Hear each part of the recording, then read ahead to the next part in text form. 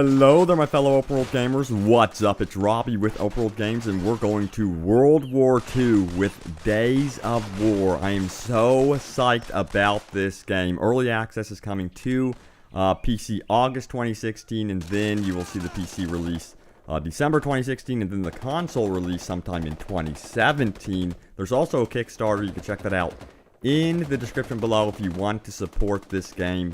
But I'm so excited for it because I'm a huge World War II buff, and we've got brand new information thanks to the lead developer, George Rivera. So here we go, guys. We're going to go over it right now.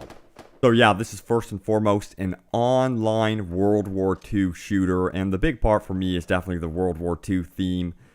Because I'm a huge Call of Duty fan. But how many maps can we expect in the final build of the game? So they're going to be producing 6 maps by its release, and they really want this game to be more about the player-generated maps, the unlimited maps that you will be getting, and they will have some sort of system in the game to really bump those maps up to let you know what are the best user-created maps. So with that, they're going to have a player voting system, and they will feature and promote top-rated maps to the community, and server admins can also set up their own playlists. So I went on to ask him how many weapons will we expect in the final build of the game. They said it depends if we add more teams. We have 2 teams right now with 12 weapons each.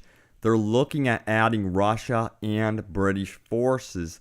Now, you can actually find out that this is one of their stretch goals for their Kickstarter, and I really want to see these 2 in there. So hopefully they manage to pull it off with their Kickstarter and get Russia and British forces in there. Also, you're probably wondering, will there be vehicular warfare, or is this infantry-based warfare only? Well, this is going to be infantry-based only.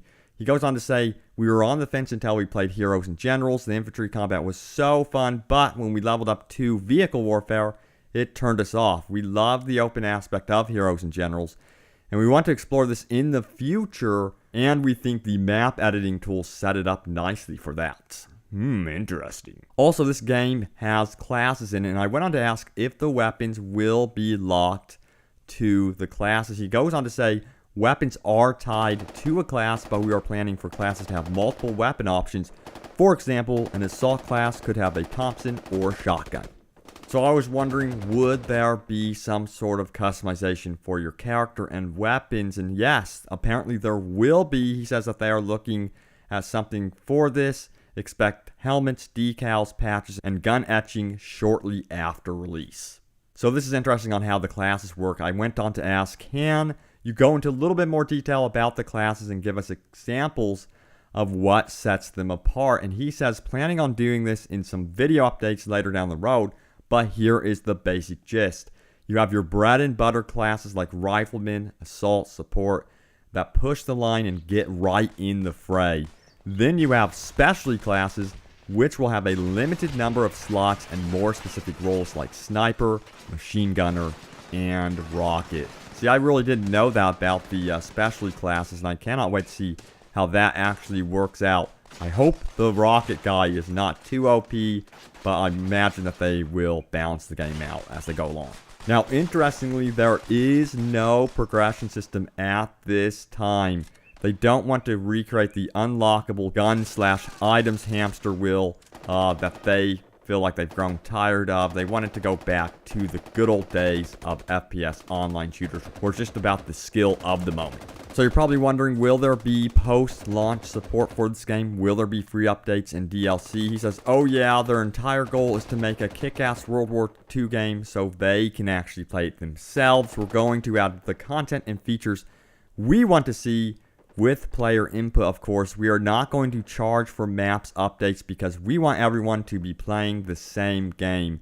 That is so awesome to hear. He goes on to say, adding paid DLC fractures your player base. The only paid DLC we would consider would be cosmetic and purely to fund ongoing development. That is so good to hear because there's been so many good FPS online shooters that have really destroyed their communities with paid DLC, so it's good to know they aren't going down that road. So the one thing they are most proud of with Days of War is the map editing tools. They were really amazed with the Fallout 4 map editor. He goes on to say, we made a technical demo of this tool in 2 to 3 days and found it not only to be massively powerful and intuitive, but actually really fun even in the early stage. We could see a future where this changes the shape of the game entirely. And you know, if you have tons of people making really high quality maps, the game would be a huge success. So that's really what I'm hoping for. That would be so cool to have a World War II themed game pushing out tons and tons of free maps that are high quality consistently every single week. But guys, thank you so much for watching. Stay tuned here for more Days of War and more open world gaming goodness. And I will see you guys later. And check out the description for more information about Days of War. And see you guys later.